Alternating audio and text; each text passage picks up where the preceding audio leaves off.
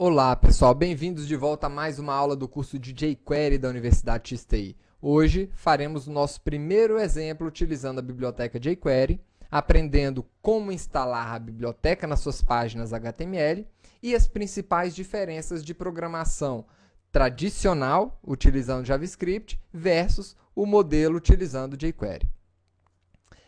Para esta aula, eu vou pedir que vocês criem um diretório chamado jQuery no desktop do seu computador e dentro desse diretório vocês vão criar um arquivo chamado aula1.html com uma estrutura simples de documento HTML. Abram esse arquivo no seu Firefox e abram também para edição no editor Notepad++. Para quem ainda não está familiarizado com esses dois aplicativos, eu sugiro que assistam os cursos de XHTML, CSS e JavaScript gratuitos para vocês, direto na Universidade XTI. Assim, vocês vão aproveitar muito melhor esse curso de jQuery. No curso de JavaScript, nós vimos que para utilizar um script dentro de um documento HTML, nós utilizamos a tag script. Essa tag informa ao browser que, dentro dessas tags, ele deverá interpretar o conteúdo como um script e não como um HTML. Então, aqui dentro, poderíamos escrever JavaScript.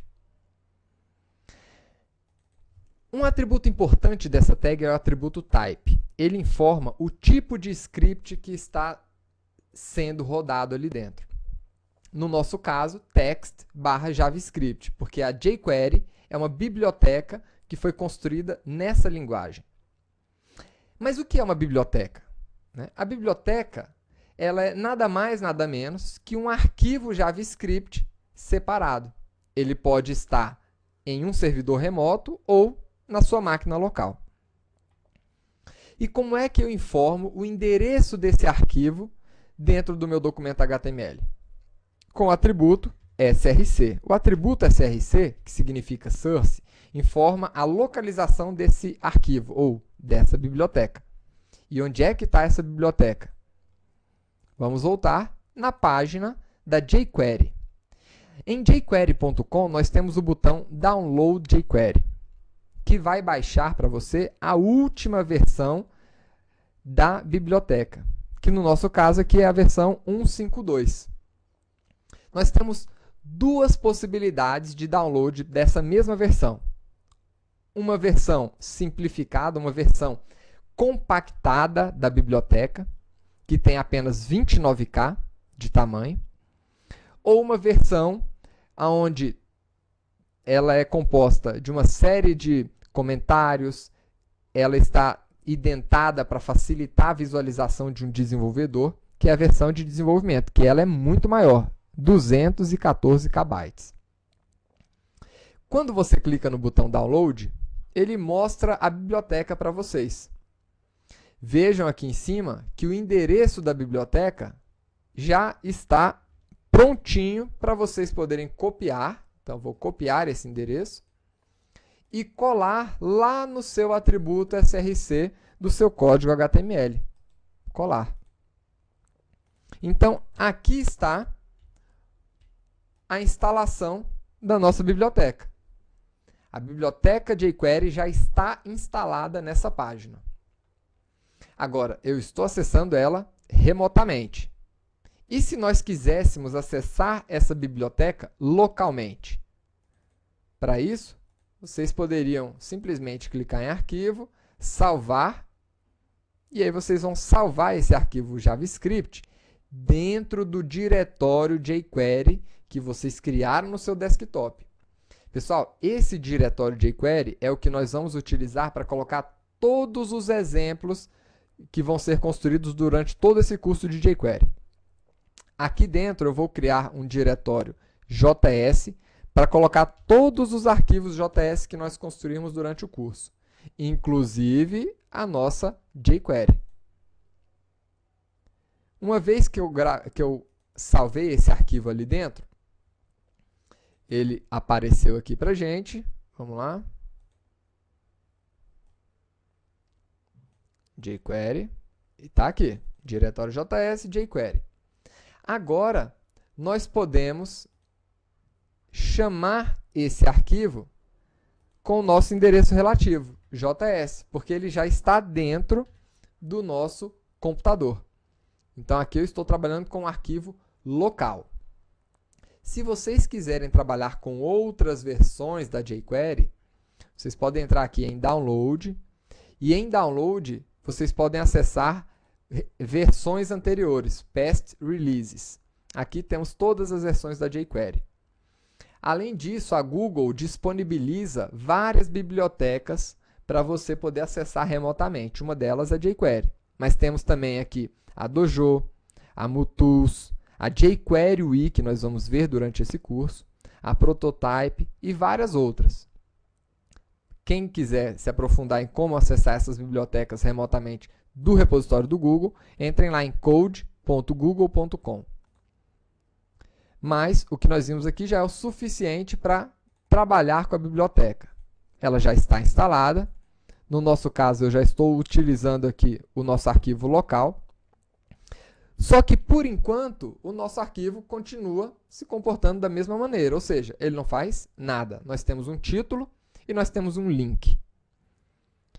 O que eu quero mostrar para vocês aqui? Existem várias alternativas, né? Várias formas de você programar JavaScript nos seus documentos HTML. Existe uma forma antiga e inadequada, mas que ainda aparece com frequência em várias páginas HTML, que é o modelo inline. Nunca utilizem esse modelo, pessoal, principalmente se você estiver falando que se formou pela Universidade XTI. Tá? A Universidade XTI, o objetivo dela é formar profissionais de TI. E, se você é profissional, você jamais vai programar dessa forma. Eu vou mostrar aqui apenas a título de curiosidade. Então, nós aprendemos no curso de JavaScript que podemos acessar um manipulador de eventos direto no nosso código HTML. Então, quando eu clicar nessa tag, quando eu clicar nesse link A, então onClick, eu quero executar um script aqui dentro. Vamos pegar um exemplo de script. Quando clicar nesse link, eu quero alterar a cor do título H1. Como é que eu recupero esse elemento H1? Então, esse elemento ele tem um ID. Facilitou a nossa vida. Eu posso utilizar aqui a função document.getElementById para acessar esse elemento que tem o ID título. Uma vez acessado o elemento, eu posso acessar o atributo style, color e definir uma cor para aquele título. Qual a cor que nós vamos informar? Azul. Vamos ver agora o resultado. Quando clicamos no link, ele altera a cor desse elemento. Agora, por que essa solução não é uma solução que nós devemos utilizar? Porque ela fere um princípio fundamental dos padrões web. Os padrões web definem que a gente deve separar a marcação de conteúdo, que é o nosso HTML, do nosso comportamento, que é o nosso JavaScript, bem como do nosso estilo visual, que são os nossos CSS. Então, CSS, HTML e JavaScript, eles devem estar separados uns dos outros. E nesse caso, ele está nós estamos juntando aqui JavaScript com a nossa marcação HTML. Nós poderíamos, inclusive, melhorar um pouquinho mais isso daqui, mas ainda assim não resolveria a situação. Poderíamos melhorar como? Criando aqui uma função JavaScript. Então, estou criando aqui uma tag script e aqui dentro eu vou criar uma função, function alterar título. E nessa função colocar aquele código JavaScript que nós colocamos direto no nosso manipulador de eventos. Agora sim, né? Nós podemos então chamar aquela função dentro do manipulador de eventos. Mas isso resolve o problema? Não. Isso aqui traz algumas melhorias. Quais são essas melhorias, né? Nós podemos agora aproveitar essa função para chamar em vários outros links.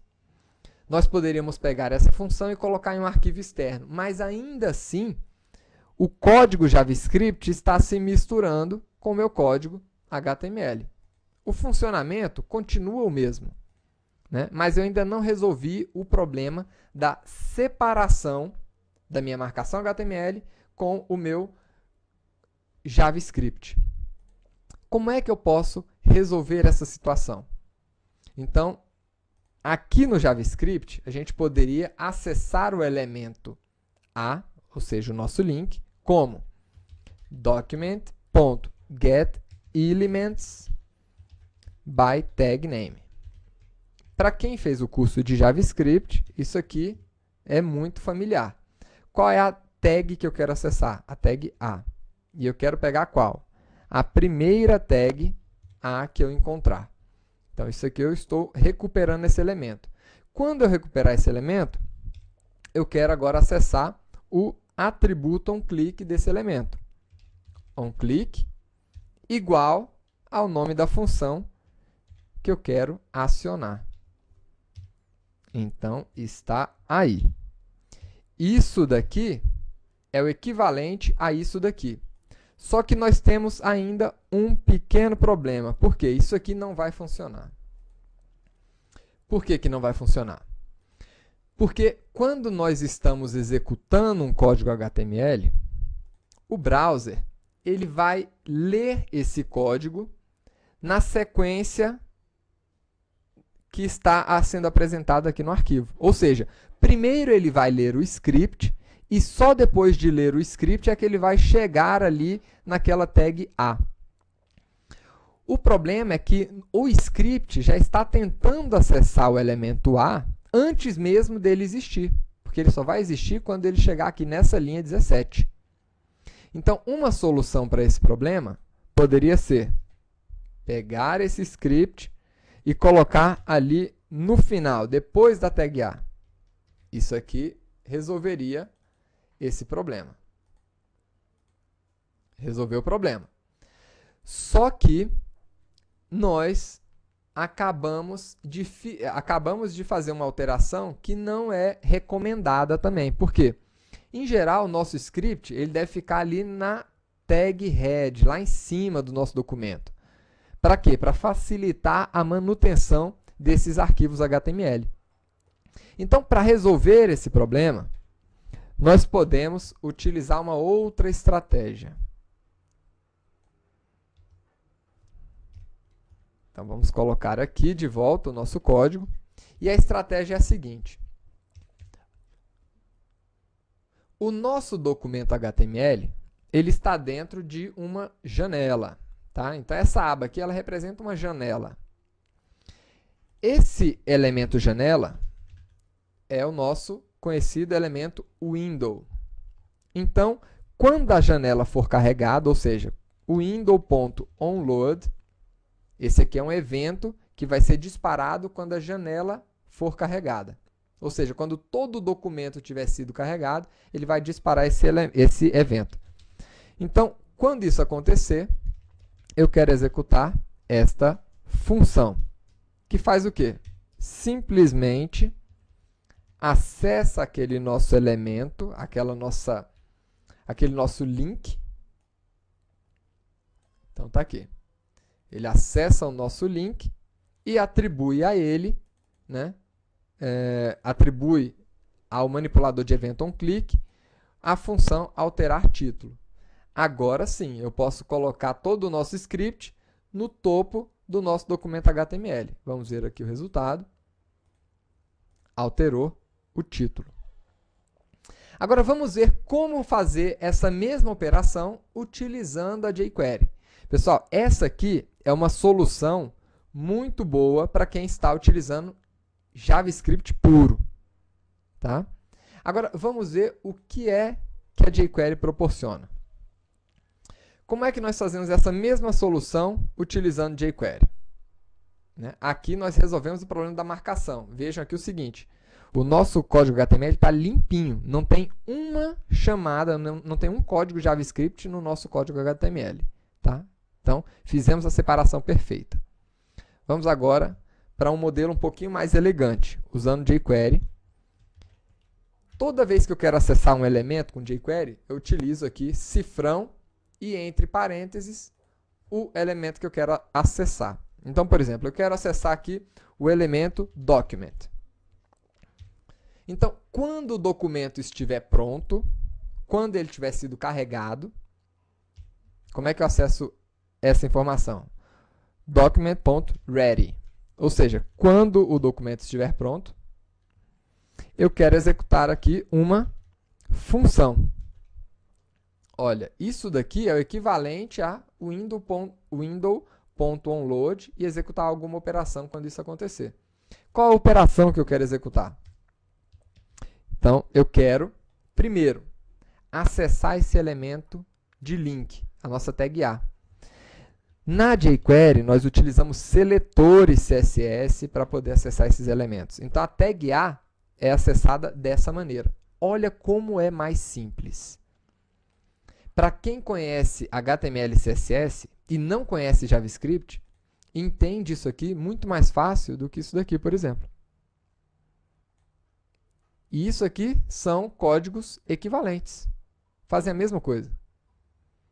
Então, eu vou acessar o elemento A, ponto, clique, ou seja, quando eu clicar nesse elemento, eu quero executar uma operação. Então, executar aqui uma função. O que essa função deve fazer? Ela deve alterar a cor do elemento H1 que tem um ID igual a título. Então, como é que eu crio um seletor que acessa um elemento com ID que tem o valor título? Simples. Para quem conhece CSS é simples, né? Para quem não conhece é melhor fazer o curso. Então, cerquilha, título, eu acesso aquele elemento. Ponto CSS, e aqui eu posso definir a cor desse elemento, que eu vou informar aquela mesma cor hexadecimal. E isso daqui faz exatamente a mesma coisa que isso daqui. Veja como é mais simples. Vamos voltar aqui. E está aí. O mesmo resultado. De uma maneira muito mais intuitiva para quem conhece HTML e CSS. Então, pessoal, na próxima aula, nós vamos aprofundar os nossos conhecimentos aí sobre a filosofia de utilização da jQuery e como é que essa API está organizada. Aguardo vocês na próxima aula, espero que vocês estejam gostando. Até lá!